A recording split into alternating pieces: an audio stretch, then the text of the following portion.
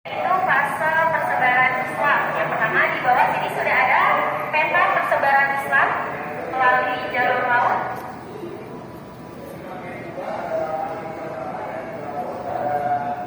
Kemudian sebelah kanan saya di sini ada peta persebaran Islam di dunia.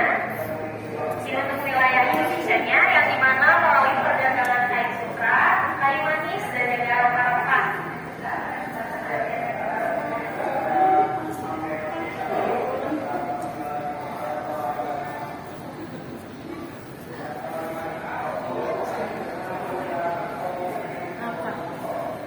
Ya, silakan. Ini ada masuknya Islam di Indonesia, yang mana masuknya Islam di Indonesia ini melalui 4 cara.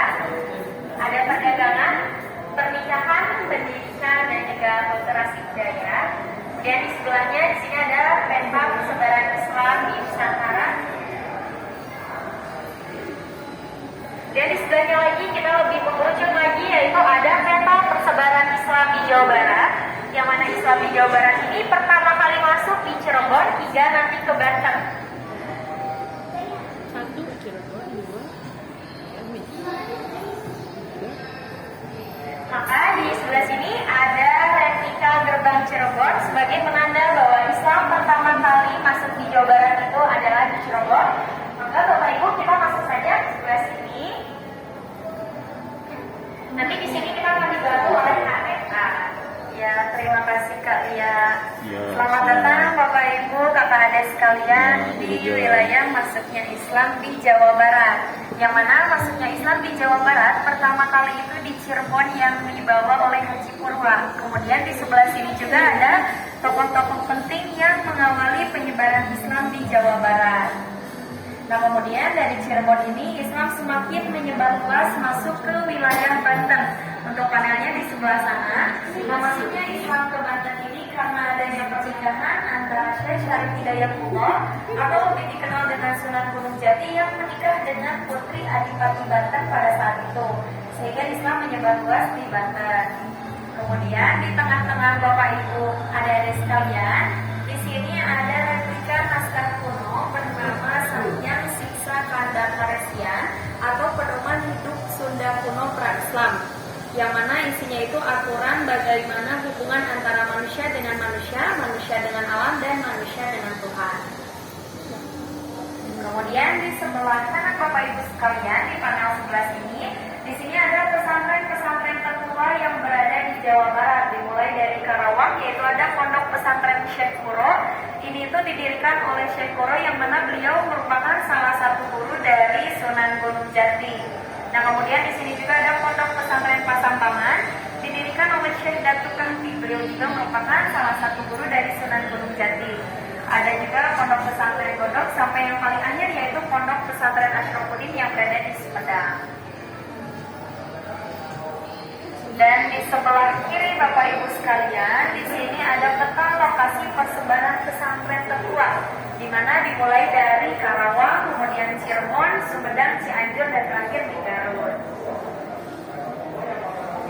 Dan di depan Bapak Ibu kakak adik sekalian, di sini ada tokoh-tokoh besar Islam yang berperan terhadap penyebaran Islam di Jawa Barat. Di antaranya ada Syekh Syarif Hidayatullah, Syekh Maulana Hasanuddin, kemudian ada Profesor Dr. Kiai Haji Farid dan lain sebagainya.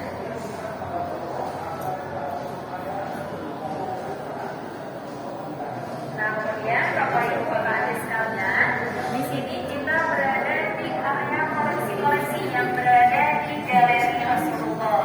Nah, ini yang di depan Bapak Ibu sekalian, ini merupakan replika dari Mushaf Sundawi. Boleh silakan kita masuk ke dalam. Yang mana Mushaf Sundawi ini merupakan desain atau rem atau hiasan di pinggir Al-Qur'annya itu menggambarkan ciri khas tataran Sunda.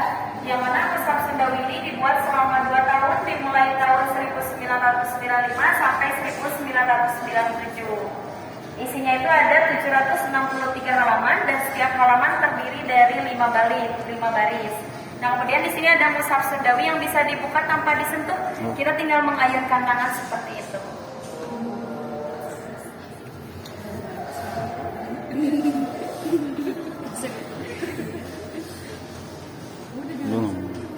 Belum punya. punya wudhu, kamu nggak boleh pegang Quran. Dan di sebelah sini ada mushaf Sundawi yang pertama kali dibuat, tapi ini hanya replikannya saja, yang mana aslinya itu disimpan di Pusdai Bandung, Pusat Dakwah Islam, lebih tepatnya di perpustakaan Pusdainya.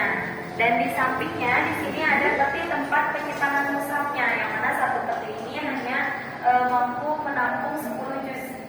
Sehingga kalau 30 juz itu ada 3 peti seperti ini, dan aslinya berada di Pusdai. Nah, kemudian di sebelah sana ada mushaf Sundawi yang sudah dicetak versi kecilnya.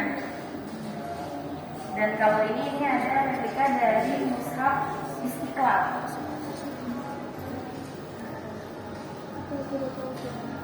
Dan di sebelah sini juga ada pembatas-pembatas Sunda dan kaligrafi kita.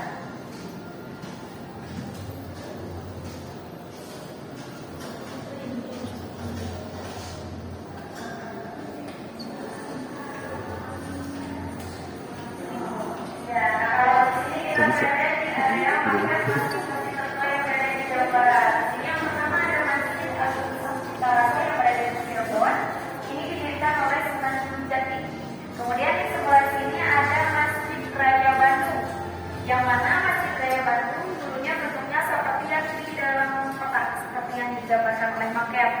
Kalau yang di foto ini merupakan Masjid Raya Bandung yang sekarang. Nah, kemudian kalau di sini ada Masjid Agung Banten. Masjid Raya Bandung zaman dulu, guys.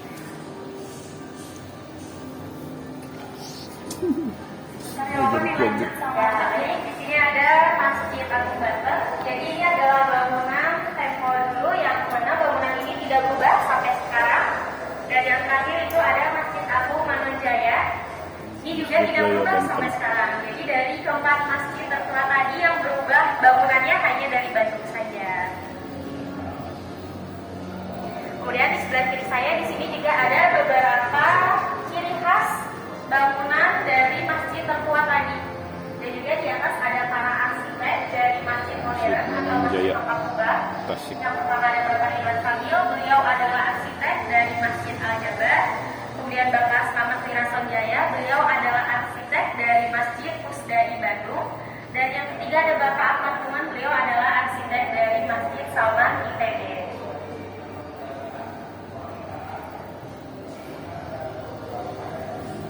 Baik, Bapak Ibu, kalau kita kesini kita sekarang sudah masuk ke Islam dan perjuangannya. Nah, kalau di sebelah kanan saya di sini ada panel mengenai kebijakan pemerintah kolonial. Baik, sudah. Tadi ada Nah, kita lanjut. Di sini ada kebijakan pemerintah kolonial. Jadi pada masa pemerintah kolonial, pada saat itu mereka membuat kebijakan untuk membuka malam-malam besar Islam atau ulama agar tidak melakukan perlawanan. Nah, namun pada saat itu ulama ini tetap melakukan perlawanan demi kemerdekaan. Nah, perlawanan apa aja sih yang dilakukan pada saat itu? Jawabannya ada di sebelah sini, Bapak Ibu sekalian. Di sini ada gerakan dalam melawan kolonial.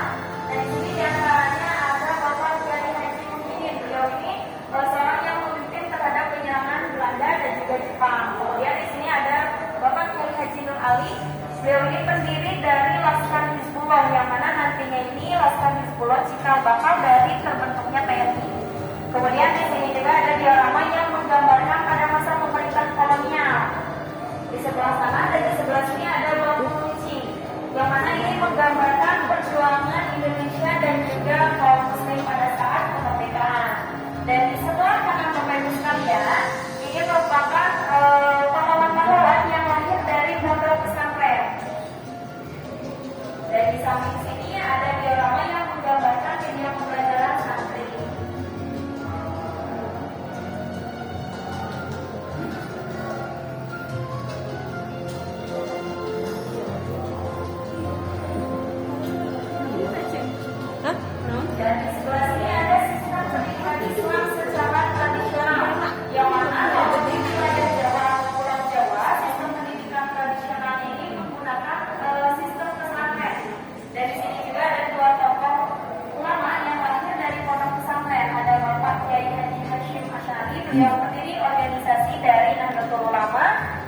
sebelah sana ada Bapak Kiai Haji Ahmad Dahlan, beliau pendiri organisasi dari Muhammadiyah.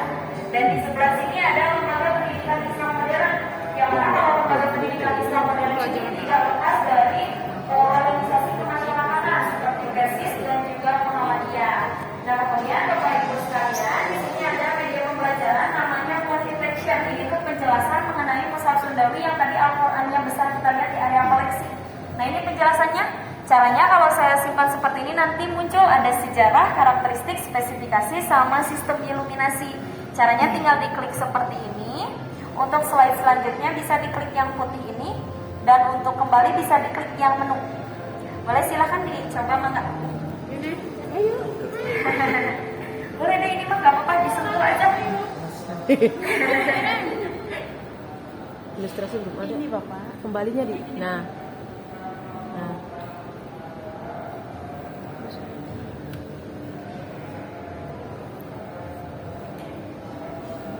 Milih.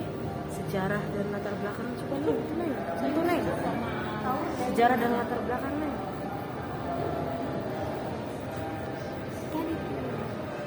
Udah tadi. Baik, Bapak Ibu, kemudian di sebelah sini ada perguruan tinggi Islam. Yang pertama ini ada Unisba, kemudian 1 tahun setelahnya lahir Uninus, dan beberapa tahun setelahnya barulah lahir IAIN yang sekarang telah berubah menjadi UIN. Seperti itu. Dan di sebelah sini, sebelah kiri saya, Bapak Ibu, di sini ada organisasi kemasyarakatan secara internasional. Dan kalau di sampingnya ada organisasi kemasyarakatan secara nasional. Yang mana kalau secara nasional ini terbagi ke dalam 4 periode dan setiap periodenya memiliki latar belakang lahir organisasi yang berbeda-beda.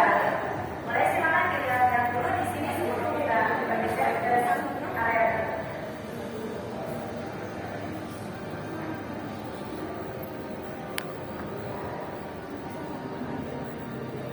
Kalau di sini ini menceritakan bahwa Islam ini berperan terhadap perekonomian negara.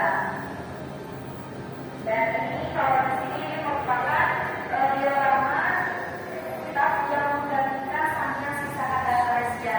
Jadi kita menunjukkan bahwa kebebasan Islam adalah awal-awal kebebasan Islam di wilayah Jawa Barat.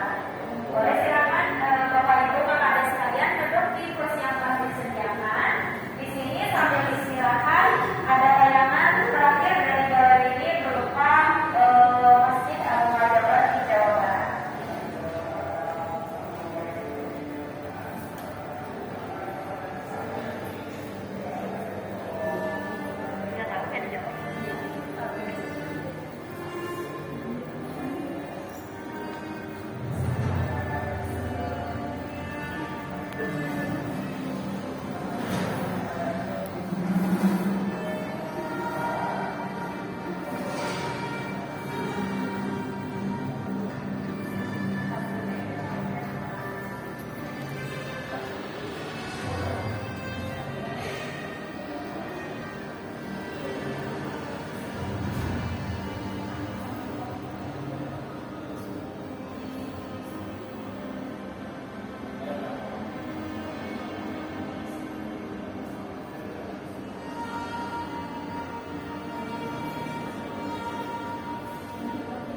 Garis, lengkung, ruang dan ruang yang hubungannya bersifat abstrak bisa jadi anime kalau dikomposisikan.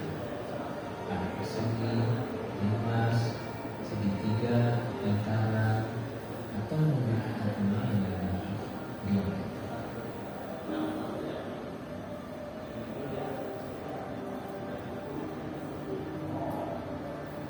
Dalam perkembangan budaya Islam, kita bisa lihat bahwa geometri hampir tidak hanya kita jumpa. Para cendekia Muslim terdahulu terinspirasi untuk bentuk sederhana dari materi dan mereka mencampurkannya dengan ilmu asal, lalu berkembang dan menjadikannya sebagai bentuk ekspresi visual yang umum disebut sebagai pola geometri Islam. Pola ini yang kemudian kita bisa lihat pada bentuk arsitektur Masjid Al-Jannah.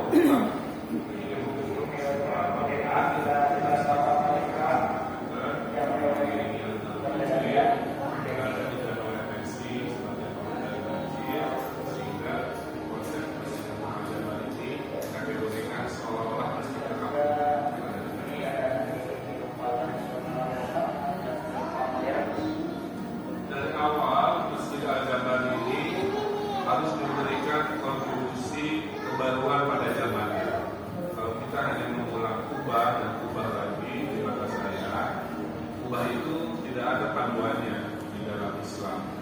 Kubah itu adalah kesepakatan budaya lokal. Kubah di Mesir juga, gereja-gereja juga secara Romawi itu kuilnya juga berubah. Jadi kubah tidak identik dengan masjid. Kenapa namanya Al-Jabar? Ada 3 filosofinya. Satu, namanya sangat pas dengan Jawa Barat, kalau disingkatkan Jabar.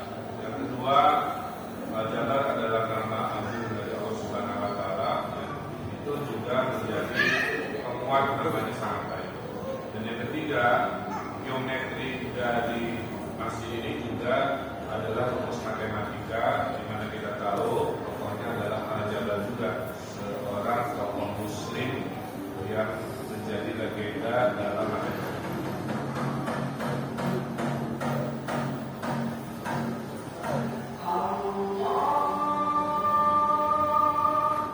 Ya baik Bapak Ibu, videonya sudah selesai. Mari kita lanjut lagi ke area kami.